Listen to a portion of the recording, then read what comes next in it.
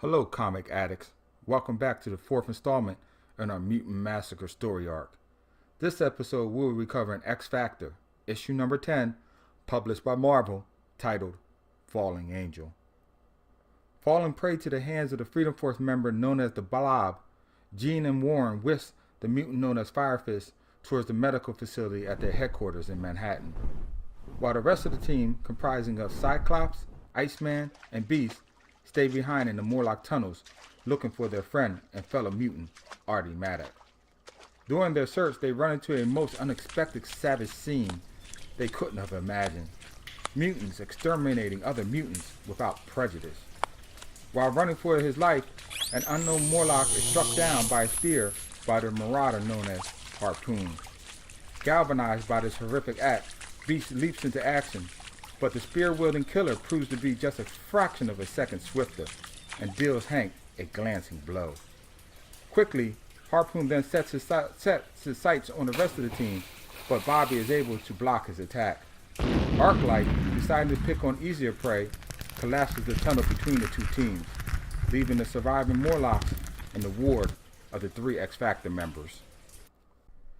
Meanwhile, back at X Factor headquarters, Angel and Marvel Girl arrive in the basement entrance with Rusty and Skid in tow. Angel calls Cameron, the team's public relations representative, on a telemonitor. Sally instantly recognizes his face from the television commercials representing the group known as X Factor, the Mutant Control Group. Believing Rusty's and her life to be in danger, Skid makes an attempt to escape, but is halted by Marvel Girl, under the condition to stay and watch over Rusty while he receives medical treatment. While back in Morlock tunnels deep underground, Leech, Artie, and Caliban wander through the corridors unaware of the slaughter that is occurring all around them. Suddenly, Caliban is attacked by Sabretooth and dealt a slashing blow, while Artie and Leech use their precious few minutes to crawl back into the drainage tube, just large enough to fit their small bodies. Luckily for Caliban, Scott and his team, having just fought the Marauders themselves, arrive on the scene to deal Sabretooth with an optic blast. With the Marauder down, Artie and Leech swiftly retrieve Caliban into the tube before the killer recovers and continues his attack. While in another part of the tunnels, Blockbuster continues his assault on the helpless Morlocks until Iceman freezes him in his tracks, cold. With incredible strength, the powerhouse is able to break free, but before he can act, Cyclops hits him with an optic blast. Vertical returns the favor by striking Cyclops from behind. Luckily, Beast was at hand to save Scott from her equilibrium distorting effects. Blockbuster, deciding that he is outmatched, scoops Vertical up and heads down an abandoned tunnel.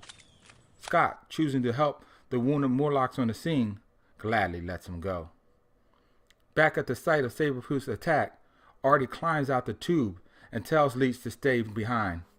He realizes that he cannot use his powers to find his friend, with Leech neutralizing effect around him. It doesn't take long before a display appears above Artie's head, directing his course through the tunnels. Meanwhile, in X Factor's infirmary, Jean looks after Rusty's recovery, when suddenly she is overwhelmed by the gravity of the situation. Seeking to comfort her, Warren embraces Jean with tender arms, creating a scene of intimacy for his girlfriend to walk in on. Understandably angered, Candy Southern storms out the room and into the elevators before Angel has a chance to explain. Realizing the gravity of the situation as a whole, the two put aside their feelings that they may have had for each other and head back into the tunnels to help their teammates. Several hours go by until they find them, though, but when they do, it is in the thick of battle. Scott takes care of Arclight as Hank knocks out Scrambler, but Prism is able to get the drop on Hank. Cyclops blasts Prism, but the crystal corporal form reflects the blast right back at Scott. Jean's emotions take over her at seeing Scott struck down, so much so that she telekinetically grabs hold of Prism and smashes him against the wall, shattering the glass frame into a million shards that are strewn across the floor. Swiftly, Arclight grabs Scrambler and makes a hasty retreat, bringing down the ceiling in her wake. Realizing Scott and Hank are now the ones in need of medical attention, Bobby and Jean decide to take them back to the infirmary, leaving Angel to wander the tunnels in search of Artie alone. Finally, Warren is able to locate his friend, but not without finding the Marauders right on the little one's heels. Warren tells Artie to run and tries to hold them off, but his standoff does little good as he is swiftly defeated. For his futile effort, Angel's wings are pinned to the walls as a macabre portent to all those who dare challenge the Marauders. Man, okay X-fans, things are really heating up now, and the stakes have just got raised. What will happen to Warren? Will he survive? And if he does, what state will he be in? Comment below on your thoughts so far, viewer. Like, subscribe, and hit that bell icon to be informed of the next episode as soon as it drops. Until then, friends, keep reading.